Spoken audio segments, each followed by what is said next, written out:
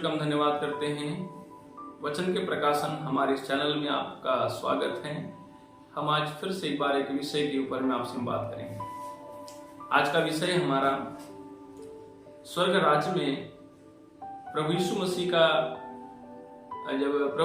का जब आगमन होगा तो स्वर्ग राज्य में कौन प्रवेश करेगा। मतलब कहने का मतलब ऐसा है कि जब प्रभु यीशु मसीह बादलों में गुप्त आगमन में जब आएंगे, तो गुप्त आगमन में जब प्रभु यीशु मसीह बादलों पर जब आएंगे, तब उस समय आत्मा जो है हमारे शरीर से निकलेगी और वो एक अविनाशी देह को पहनेगी। तो उसमें ऐसा है कि किस व्यक्ति की, मतलब ये ऐसा नहीं, प्रभु ने कहा तो जाना तो सभी चाहते हैं लेकिन बहुत कम लोग होंगे। इसलिए प्रभु ने कहा सकरा है वो मार्ग जो स्वर्ग ले जाता है, जीवन को ले जाता है, और थोड़े हैं जो उसमें प्रवेश करते हैं।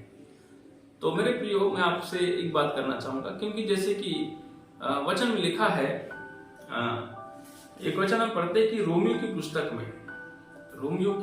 में एक वचन लिखा है। रोमियो 6 के 5 वचन से मैं पढ़ता हूं। क्योंकि यदि हम उसकी मृत्यु की समानता में उसके साथ जुड़ गए हैं, तो निश्चय उसके जी उठने की समानता में भी जुड़ जाएंगे। हम जानते हैं कि हमारा पुराना मनुष्य तो उसके साथ क्रूस पर चढ़ाया गया, ताकि पाप का शरीर व्यर्थ हो जाए और हमें आगे को पाप के दासत्व में न रहे, क्योंकि जो मर गया वह पाप से छुटकर धर्मी ठहरा। इसलिए यदि हम मसीह के साथ मर गए तो हमारा विश्वास यह है कि उसके साथ जिएंगे भी। यहाँ पे स्पष्ट कहता है कि पाप जो है, पाप सबके शरीर में है, और शरीर जो है पाप का माने पाप जो है, यहाँ पे लिखा है उसी के 20 में, जब तुम पाप के दास थे तो धर्म की ओर से स्वतंत्र थे, अतः जिन बातों में अब तुम लज्जित होते हो उनसे उस समय तुम क्या फल पाते थे, क्योंकि उसका अंत तो मृत्यु है। लिखा है कि पाप शरीर जो है पाप का दास है। जैसे पाप मनुष्य के शरीर में है और वो जो काम उससे करवाता है, जैसे गाली देना, झगड़ा करना, लड़ाई करना, बुराई करना, नशा करना, किसी के बारे में अनाप शनाप बोलना, ये सारे काम शरीर है। शरीर माने पाप जो है शरीर से कराता है। जब तक हमारे जीवन, हमारे बॉडी से, हमारे शरीर से ये पाप समाप्त नहीं होगा। देखा वचन में कि पाप जो है जब तक संपूर्ण रीति से जब हमारे शरीर से समाप्त हो जाएगा, हमारे मन से समाप्त हो जाएगा, हमारे विचारों से समाप्त हो जाएगा, उस समय ये शरीर जो है हमारा पवित्रता से भर जाएगा। और पवित्रता से जब भरने के बाद में जब यीशु मसीह जब बादलों में आगमन में आएगा, तो वो तैयारी जो है, जो प्रभु ने कहा तैयार रहो, प्रभु ने कहा हर समय तैयार रहो, तो हर समय तैयार का मतलब ऐसा है कि हमारे शरीर है और शरीर में एक मन है। तो और शरीर के मन में क्या होता है, सब कुछ स्टोरेज है। तो शरीर के मन में यदि हमारे किसी के प्रति बैर, अपराध, बुराई, पाप है, तो ऐसे व्यक्ति की आत्मा जो है प्रभु यीशु मसीह का जब दोबारा आगमन होगा, माने बादलों में जब गुप्त आगमन होगा, है ना, गुप्त आगमन में ऐसे लोगों की आत्मा उस शरीर से नहीं निकलेगी, मतलब बॉडी आत्मा को रिलीज नहीं करेगी, क्योंकि उसके शरीर में भी क्या है, नफरत है, उसको बदला लेना है, उसके शरीर को किसी के साथ झगड़ा हुआ है तो उससे बात नहीं करना, तो उसे ईर्ष्या लेना है, उसे नफरत ले, उसके अंदर अभी नफरत है, उसके अंदर अभी बैर है, उसके अंदर अभी वो सबसे, जब तक उसका शरीर का मन जो है छुटकारा नहीं पाएगा, तब तक उसको वहां से छुटकारा नहीं मिलेगा। हम उदाहरण में देख सकते हैं कि जब यीशु मसीह क्रूस पे चढ़े थे, यीशु मसीह जब क्रूस पे थे तो उन्होंने क्या कहा, सबसे पहली वाली में प्रभु यीशु मसीह ने कहा, हे पिता इन्हें क्षमा कर। ठीक है, क्योंकि ये नहीं जानते ये क्या करते हैं। प्रभु यीशु मसीह पहले उन्होंने क्रूस पर रहते रहते इस बात के लिए, क्योंकि अपने मन के अंदर, अपने शरीर के मन में, क्योंकि देखो शरीर को कोई चोट पहुंचाएगा, शरीर को कोई दुख देगा, आपसे कोई बैर करेगा, तो जरूर है कि हमारे शरीर का जो मन है उसमें उनके प्रति अपराध तो जाएगा, कृतज्ञता तो जाएगी, बुराई तो जाएगी, बैर तो रहेगा। वो एकदम आसान नहीं कि हर व्यक्ति ने ऐसा बोल दिया तो मेरे मन से निकल गया, ऐसा नहीं, वो है। लेकिन जब हम उसको पूरी तरह से अपने शरीर के मन से माफ कर देते हैं, क्षमा कर देते हैं कि नहीं प्रभु, मैं इन पर किसी प्रकार का दोष नहीं लगाता हूं, क्योंकि तब आप आत्मा में तो आपका शरीर किसी से बदला लेने के लिए तैयार नहीं है। आपका शरीर का मन किसी से नफरत करने को तैयार नहीं है, मतलब वो बैर से दूर हो गया। तब उसी समय तब प्रभु ने आखिरी में क्या बोला, हे पिता मैं अपनी आत्मा तेरे हाथों में सौंपता हूं। यीशु मसीह ने तब जाकर ऐसा बोला क्योंकि जो व्यक्ति क्षमा कर सकता है उसी की आत्मा बॉडी को छोड़ सकती है। जो व्यक्ति अपने शरीर के मन से किसी के प्रति भी क्षमा उसके मन में नहीं है और क्षमा करने का मन नहीं बनाया है, दया करने का मन नहीं बनाया है, उनको वापस प्रेम करने का मन नहीं बनाया है, तो उनके जीवन से वो आत्मा, उनके शरीर से वो आत्मा नहीं निकलेगी, वो आत्मा उसके शरीर में ही रहेगी। तब वो क्या करेंगे, तब वो महाक्लेश में जाएंगे।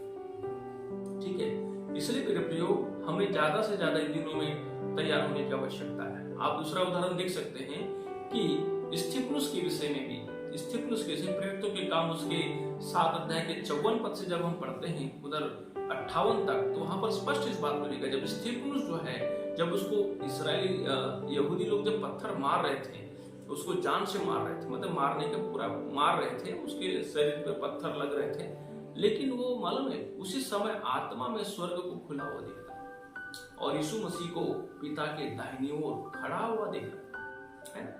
यीशु मसीह को पिता के दाहिनी ओर खड़ा हुआ देखा, जबकि बाइबल में सब जगह लिखा है। पतरस जब दर्शन देखता है तो बोलता है कि यीशु मसीह बैठा हुआ है। पौलुस जब दर्शन देखता है तो बोलता है यीशु मसीह बैठा हुआ है।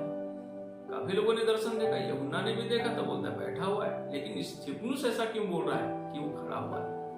क्योंकि स्तिफनुस के लिए यीशु मसीह पिता के दाहिनी ओर इसलिए खड़ा है क्योंकि स्वर्ग में यीशु मसीह जो है वो स्तिफनुस का स्वागत करने के लिए खड़ा है।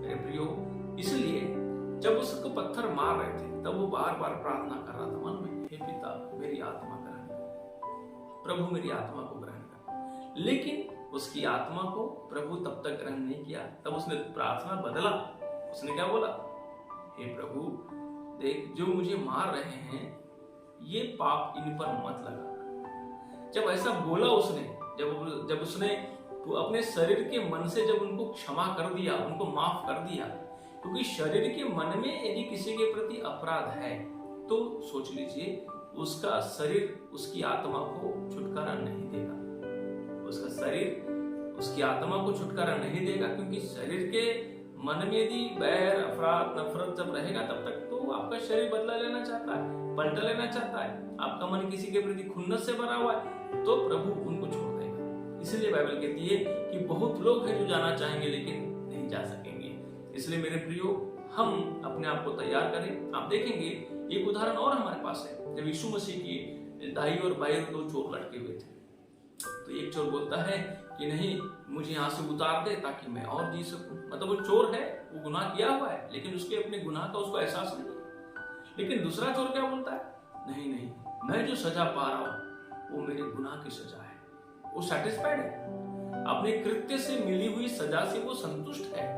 उसे बिल्कुल इस प्रकार का उसके मन में कोई ऐसा विचार नहीं है कि नहीं मुझे अब यहाँ से बाहर आना चाहिए। वो मरने को तैयार है, लेकिन यीशु मसीह से कहता है ये प्रभु यदि तू अपने राज्य में आए तो मुझे क्या कर, मुझे थोड़ा स्मरण करना बोला। प्रभु यीशु मसीह ने कहा तो आज ही मेरे साथ स्वर्ग लोक में होगा। मतलब प्रभु ने कितनी बड़ी बात उस चोर से कही। क्यों? क्योंकि वो मान लिया, वो अपने शरीर के मन में इस बात को मान लिया है कि मैं अपराधी हूं, मैं गुनहगार हूं, और वो किसी पे दोष नहीं लगा रहा है।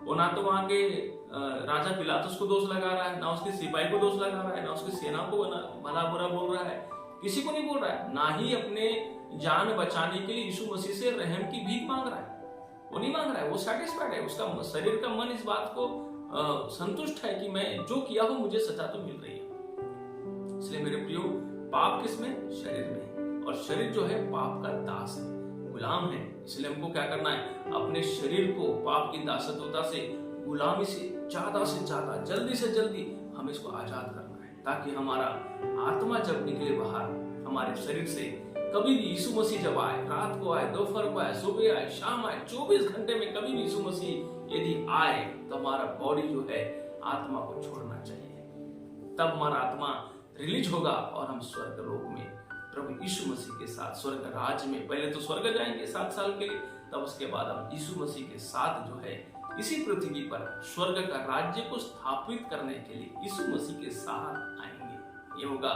यीशु मसीह का तृतीय आगमन, जिसमें बड़े अच्छे प्रभु के महिमान्वित लोगों को वह समय मिलेगा। इसलिए मेरे प्रियो, हम अपने उद्धार के विषय में बहुत ज्यादा चिंतित रहें, हर समय प्रार्थना करते रहें, हर समय प्रभु के सामने माफी मांगते रहें। किसी से भी हमारा बैर हुआ है तो हम उसे जाके क्षमा मांगे, उससे मेल मिलाप कर लें, क्योंकि प्रभु ने हमको इसी की सेवा दिया है। हम मन में, अपने शरीर के मन में किसी के प्रति